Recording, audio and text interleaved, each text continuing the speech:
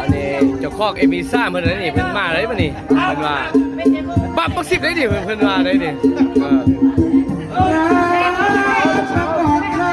และมาละเพิ่นว่า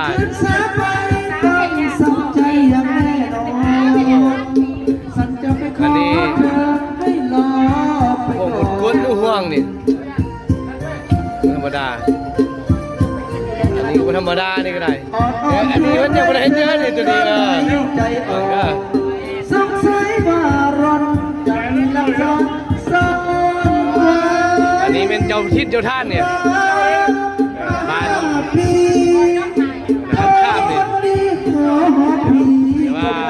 อันนี้เว้นแล้วนี่จะค่อยไปสร้างมันนี่ฟังเอาได้ว่าใดบ่พอใดเนาะมันข้ามเหมือนกันมีแล้วนะได้ตามกันเลยลองสักเมื่อไรจะเสียให้ได้จะไว้เธอโอ้เชี่ยวทำอะไร